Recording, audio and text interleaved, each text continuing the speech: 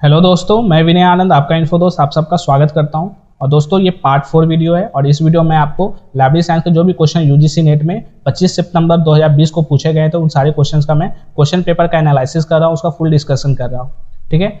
और अब तक आपने अगर पार्ट 3 नहीं देखा, पार्ट 1, पार्ट 2, पार्ट 3, ये तीनों पार्ट अगर नहीं देखे आपने तो उन तीनों पार्ट को आप जरूर देख लेना, क्योंकि ये सारे पार्ट देखने के बाद आपको पता चल जाएगा कि किस तरह के क्वेश्चन इस बार पूछे गए थे और उसका आंसर क्या होगा और कैसे उसका आंसर का आपका सही एक्सप्लेनेशन होगा।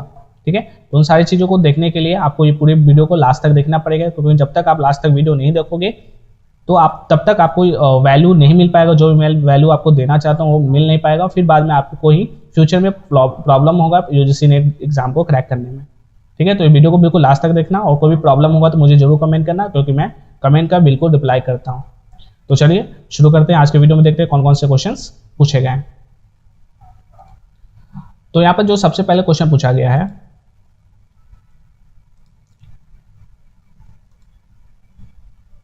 यहाँ पर जो सबसे पहले क्वेश्चन है, from the flowing identify the system network that came into exist in 1982। Correct. इसमें यहाँ पर बहुत सारे नेटवर्क सिस्टम के बारे में दिया हुआ है, 4 ऑप्शन में नेटवर्क और सिस्टम के बारे में ऑप्शन है यहाँ। तो यहाँ पर यह क्वेश्चन पूछा कि 1982 में यहाँ से इसमें से कौन सा वो बना था। 1982 में अर्नेट आया, फोर्सा आया, इनविस आया, कॉन्सर्ट आया।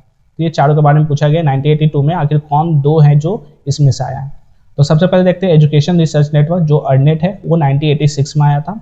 और ये जो क्वेश्चन पूछा गया ये प्रीवियस ईयर का क्वेश्चन है। मैंने बार बार बोला है कि प्रीवियस ईयर क्वेश्चन को जरूर आप करो, क्योंकि वहाँ से बहुत सारे क्वेश्चन आपको देखने को मिलते ही मिलते हैं। तो यहाँ पर क्वेश्चन अर्नेट्स था, तो अर्नेट जो है अर्नेट 1986 में आया था। फिर यहाँ पर फोर्सा के बारे में, तो फोर्सा जो forum for resource sharing in astronomy and astrophysics है, फोर्सा जो 1982 में आया था। और जो इनवीएस है एनवायरमेंटल इंफॉर्मेशन सिस्टम, ये 1982 में आया था। यानी 1982 में दो आया है, एक फोर्सा है और एक क्या है इनवीस है एनवायरमेंटल इंफॉर्मेशन सिस्टम। तो यहाँ पर क्या होगा, बी और सी इसके सही आंसर हो गए। ओके। फिर यहाँ नेक्स्ट क्वेश्चन है, यहाँ पर लॉ के बारे में था। 4 यहाँ पर लॉ अलग अलग लॉ दिया गया, उसका एक्सप्लेनेशन एक दूसरे साइड दिया गया। तो किस लॉ ने किसका एक्सप्लेनेशन किया इसके बारे में पूछा गया था। और ये भी क्वेश्चन दोस्तों प्रीवियस ईयर का क्वेश्चन नहीं है। तो यहाँ पर जो ब्रैडफोर्ड लॉ है, ब्रैडफोर्ड किसके लिए कौन सा लॉ दिया था ब्रैडफोर्ड ने, तो ब्रैडफोर्ड का लॉ था लॉ ऑफ स्कैटरिंग।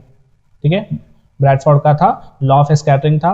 फिर लोड का लॉ है, लोड का लॉ किसका था, तो लोड का लॉ था आपका ऑथर प्रोडक्टिविटी के लिए था। ऑथर प्रोडक्टिविटी के लिए लोड का लॉ था। जिप्स लॉ किसके लिए था, जिप्स लॉ था अकरेंस ऑफ वर्ड्स के लिए। और गारफील्ड लॉ ऑफ कंसंट्रेशन किसके लिए था, ये था नंबर ऑफ जर्नल साइटेशंस के लिए ये लॉ दिया गया था। और दोस्तों मैंने जब वीडियो बना रहा था, प्रीवियस ईयर क्वेश्चन भी मैंने बना रहा था, उसमें भी बहुत बार मैंने बोला था कि मैच द फॉलोइंग वाले क्वेश्चन में बहुत बार ऐसा देखा जाता है कि अगर आपको एक आंसर 2 आंसर ही पता होता है तो बाकी सारे आंसर आपको मिल जाते हैं। और यहाँ भी वही हुआ था। अगर आपको ब्रैडफोर्ड लॉ सिर्फ पता होता, लॉ ऑफ स्कैटरिंग के बारे में पता होता, तो यहाँ पर सिर्फ एक ही जो ऑप्शन है वो ब्रैडफोर्ड लॉ को 4 नंबर यानी लॉ ऑफ स्कैटरिंग दिखा रहा है। यानी जब ये एक सही हो गया तो बाकी ऑटोमेटिकली सब सही यहाँ पर हो जाता है कि नहीं। कितना सिंपल था। तो ये चीज़ है आपको ध्यान में रखनी पड़ेगी, आपको वो चीज़ प्रीवियस ईयर क्वेश्चन पढ़ने पड़ेंगे बार बार। ओके, नेक्स्ट पढ़ते हैं। फिर यहाँ जो क्वेश्चन था, who has develop the Geneva declaration of principle. Geneva declaration of principle किसने डेवलप किया था। तो अगर आप इग्नू के बुक को, ईपीजी पाठशाला के बुक को अगर फॉलो करते होगे तो वहाँ पर आपको इसके बारे में आपने जरूर पढ़ा होगा, जेनेवा डिक्लेरेशन ऑफ प्रिंसिपल्स के बारे में। तो ये जो जेनेवा डिक्लेरेशन ऑफ प्रिंसिपल है और किसके द्वारा डेवलप किया गया है, तो ये है इफ्ला के द्वारा डेवलप किया गया है। तो जो WSIS है had developed the Geneva Declaration of Principle and Geneva Plan of Action that were adopted on 12 दिसंबर 2003। तो जेनेवा का जो इफ्ला के द्वारा है WSIS ऑर्गेनाइज किया जाता है, उसमें डेवलप किया गया था जेनेवा डिक्लेरेशन ऑफ प्रिंसिपल और जेनेवा प्लान ऑफ एक्शन। ये दो चीज़ वहाँ पर डेवलप किया गया था, जिसे अडॉप्ट किया गया 12 दिसंबर 2003 को अडॉप्ट किया गया था। ओके, सो यहाँ पर नेक्स्ट क्वेश्चन जो है, what is the library thing. Library thing के बारे में पूछा गया था, तो आपने शायद पढ़ा होगा इसके बारे में लाइब्रेरी थिंग क्या है। तो लाइब्रेरी थिंग क्या है इसमें से, तो यहाँ पर है ऑनलाइन कैटलॉगिंग सर्विस। ठीक है, ऑनलाइन कैटलॉगिंग एक लाइब्रेरी थिंग जो है एक ऑनलाइन कैटलॉगिंग सर्विस है। ठीक है, तो इसके बारे में थोड़ा बहुत जानते हैं कि लाइब्रेरी थिंग है एक सोशल कैटलॉगिंग वेब एप्लीकेशन है for storing the sharing and books catalogues and various types of book Meta data. जितने अलग अलग तरह के बुक मेटा डेटा को शेयर करने के लिए बुक्स के कैटलॉग को शेयर करने के लिए, उसके स्टोर करने के लिए ये एक प्लेटफॉर्म है, ऑनलाइन प्लेटफॉर्म है। It is use by the author's के द्वारा इसका यूज़ किया जाता है, किसी इंडिविजुअल के द्वारा, इंडिविजुअल लाइब्रेरी के द्वारा एंड पब्लिशर के द्वारा। तो जो पब्लिशर होते हैं, जो लाइब्रेरीज होते हैं, जो ऑथर्स होते हैं, वो अपने बुक के कैटलॉग को, अपने बुक के मेटा डेटा को वहाँ पर क्या करते हैं, स्टोर करके रखते हैं। Okay, based in the Portland main everything was developed by the team Spalding and went live on August 29, 2005।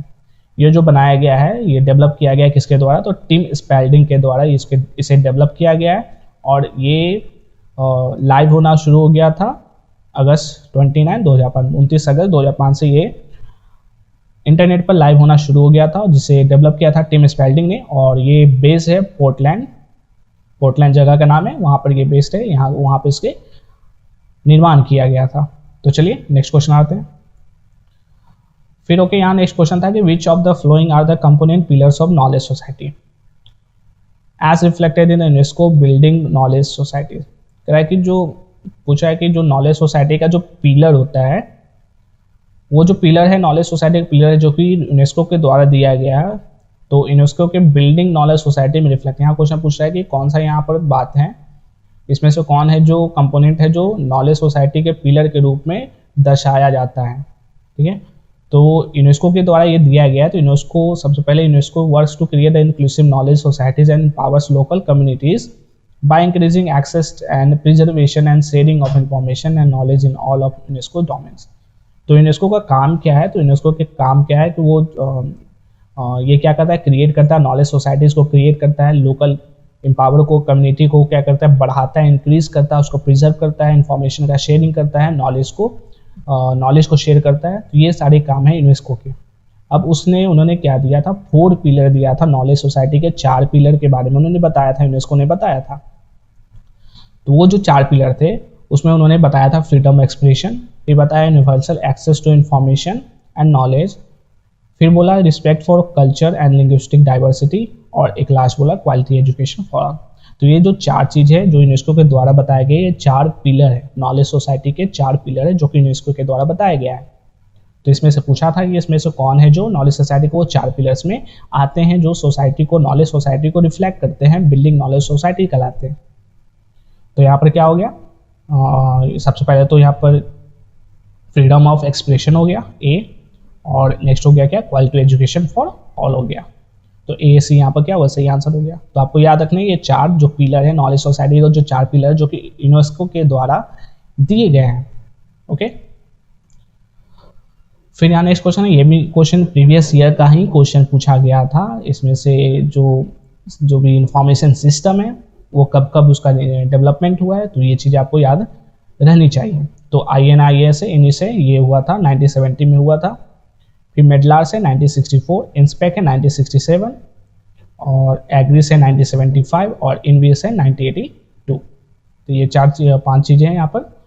तो इसका यहाँ पर क्या करना था, एक अरेंज करना था, अरेंजमेंट यहाँ से करना था। तो आप देख लेना कौन सा अरेंजमेंट कौन सा होगा, ठीक है, ईयर के अकॉर्डिंग। फिर यहाँ नेक्स्ट क्वेश्चन है, फिर मैच द फ्लोइंग क्वेश्चन है। अब ये भी क्वेश्चन प्रीवियस ईयर क्वेश्चन में पूछा गया है, बहुत बार पूछा गया है क्वेश्चन। यहाँ पर IACR प्रोडक्ट्स हैं और उसके टाइप्स हैं। ठीक है, तो सबसे पहले देखते हैं ये ट्रेंड रिलेटेड पब्लिकेशन, फिर कंडेंसिंग पब्लिकेशन, फिर है रेडी रेफरेंस पब्लिकेशन, और फिर है trade and industry related publication. Okay, तो जो ट्रेंड रिलेटेड पब्लिकेशन वो क्या है, तो टेक्निकल रिपोर्ट क्या है, एक ट्रेंड रिलेटेड पब्लिकेशन है। ओके, कंडेंसिंग पब्लिकेशन, कंडेंसिंग मतलब जो छोटा रूप में पब्लिकेशन है वो है। तो कंडेंसिंग रूप में जो है वो क्या है, तो वो है क्या, इंडेक्सिंग पीरियोडिकल है। इंडेक्सिंग पीरियोडिकल क्या है, कंडेंस फॉर्म में होता है। फिर है रेडी रेफरेंस सर्विस जो तुरंत मिल जाए, रेडी रेफरेंस हो जाए। रेडी रेफरेंस पब्लिकेशन वो क्या है, हैंडबुक है। ठीक है, C का 1 हो गया। और फिर आपका क्या है, trade and industry related publication, यहाँ पर जो ट्रेंड रिलेटेड पब्लिकेशन था वो क्या हो जाएगा, state of the art report क्या है, ट्रेंड रिलेटेड पब्लिकेशन है। और trade and industry related publication क्या है, टेक्निकल रिपोर्ट एक trade and industry related publication है। ठीक है, तो आई होप आपको समझ में आ गया ट्रेंड रिलेटेड पब्लिकेशन क्या है, state of the art report एक ट्रेंड रिलेटेड पब्लिकेशन है। और ये जो टेक्निकल रिपोर्ट है एक ट्रेड से रिलेटेड है, टेक्निकल रिपोर्ट ट्रेड से रिलेटेड है, और ट्रेंड पब्लिकेशन वो state of the art report है। कंडेंसिंग है जो छोटे फॉर्म में होता है वो क्या है, इंडेक्सिंग पीरियोडिकल। इंडेक्सिंग क्या होता है, छोटे में होता है, कंडेंस्ड फॉर्म में होता है। और जो रेडी रेफरेंस सर्विस है, जो रेडी रेफरेंस पीरियोडिकल है, पब्लिकेशन है, यानी जो तुरंत इन्फॉर्मेशन वो दे देता है, तो वो क्या हैंडबुक है, हैंडबुक्स है, तो ये रेडी रेफरेंस पब्लिकेशन है। ठीक है, फिर यहाँ क्वेश्चन है कि which of the following is not an open source in discovery interface. इसमें से कौन है जो ओपन सोर्स डिस्कवरी इंटरफेस नहीं है, मतलब ओपन सोर्स नहीं है। ओपन सोर्स जिस प्रकार से गूगल एक ओपन सोर्स डिस्कवरी इंटरफेस है, सर्चिंग इंजन है, उसी तरह इसमें से कौन है जो ओपन सोर्स नहीं है।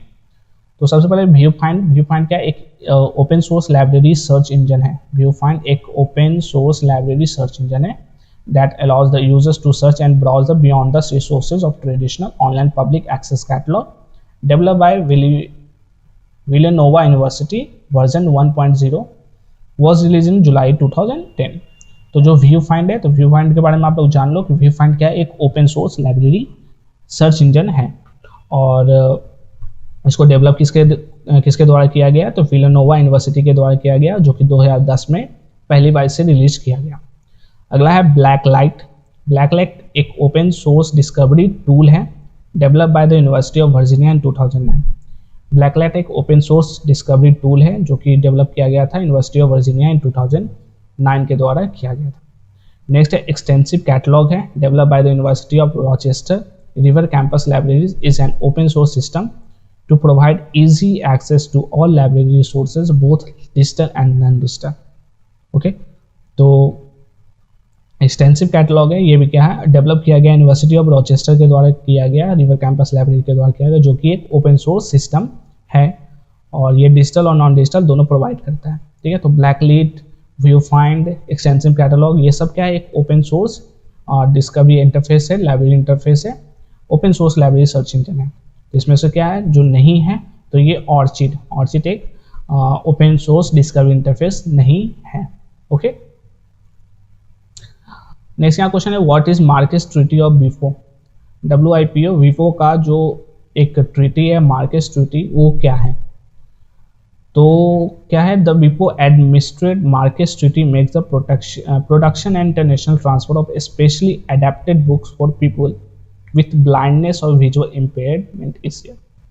ताकि जो विपो का जो मार्केस ट्रीटी है वो स्पेशली किसके लिए है, वो है ब्लाइंडनेस और विजुअल इम्पेयरमेंट, यानी जो विजुअली इम्पेयर्ड है, जो विजुअली ब्लाइंडनेस है, ब्लाइंड है, जो अंधे हैं, जो आंखों से नहीं देख सकते, उनके लिए जो बुक्स के लिए जो काम करता है वो मार्केस ट्रीटी में किया गया है। विपो के द्वारा एक मार्केस ट्रीटी बनाया गया, उसमें ये किसके लिए देखा जाता है, ये फैसिलिटी प्रोवाइड करता है, बुक प्रोवाइड करता है फॉर ब्लाइंड लोगों के लिए, अंधे लोगों के लिए, विजुअली इम्पेयर्ड लोगों के लिए ये बुक प्रोवाइड करता है। किसके द्वारा, मार्केस ट्रीटी के द्वारा, जो विपो का ही बनाया गया है। ओके, ये जो ट्रीटी है साइन किया गया था मार्केस में ऑन 27 जून 2013 को, 27 जून 2013 को इसे साइन किया गया था, और ये इम्प्लीमेंट हो गया सितंबर 30, 2016 से इसे इम्प्लीमेंट कर दिया गया। ठीक है, तो यानी मार्केस ट्रीटी जो विपो का है वो किसके लिए, तो ये फैसिलिटी प्रोवाइड करता है, ये ट्रीटी फैसिलिटी प्रोवाइड करता है विजुअली इम्पेयर्ड जो अंधे लोगों के लिए, उनके लिए बुक प्रोवाइड करने का काम करता है। ये मार्केस ट्रीटी विपो के द्वारा बनाया गया है। ओके, अगला ORCID के बारे में पूछा कि ORCID का फुल फॉर्म तो क्या है, open research and contributor ID है। तो ये है क्या, इसके बारे में पूछा गया था। तो ORCID क्या है, एक ओपन रजिस्ट्री है, एक रजिस्ट्री है, ओपन सोर्स है, ओपन रजिस्ट्री है। और इसमें क्या होता है, the ORCID is non proprietary alphanumeric code to uniquely identify scientific and other academic author and contributor. जो भी साइंटिफिक लोग हैं, जो साइंटिफिक साइंटिस्ट हैं, जो भी ऑथर्स हैं, एकेडमिक ऑथर्स हैं, जो भी रिसर्चर हैं, बेसिकली उनका आइडेंटिटी कार्ड है एक तरह का। ठीक है, उन्होंने क्या क्या कंट्रीब्यूट किया है, उस कंट्रीब्यूशन को बताने के लिए, उनकी पहचान करने के लिए एक नंबर प्रोवाइड किया जाता है जो कि 16 डिजिट का होता है, 16 नंबर का होता है। और ये 16 डिजिट के नंबर से उस साइंटिस्ट की, उस ऑथर की, उस रिसर्चर की पहचान होती है। तो वही कहलाता है क्या है, वही जो ID है वो कहलाता है ORCID। यानी open researcher and contributor ID. Okay, तो ORCD क्या है, तो एक रजिस्ट्री है और ये क्या करता है, registry connecting research and researcher. एक रजिस्ट्री है जो रिसर्चर को साइंटिस्ट को आपस में कनेक्ट करती है, उनकी पहचान कराती है, ORCID। ओके, तो दोस्तों आज के वीडियो में इतना ही। वीडियो को बिल्कुल लाइक करना, सब्सक्राइब करना और इसी तरह प्यार बनाते रहना, और जो फिर नेक्स्ट वीडियो में हम लोग मिलेंगे। और कोई प्रॉब्लम होगा तो ज़रूर कमेंट करना, कमेंट का रिप्लाई मैं करता हूँ। और ठीक है, मिलते हैं फिर नेक्स्ट वीडियो में। Till then bye.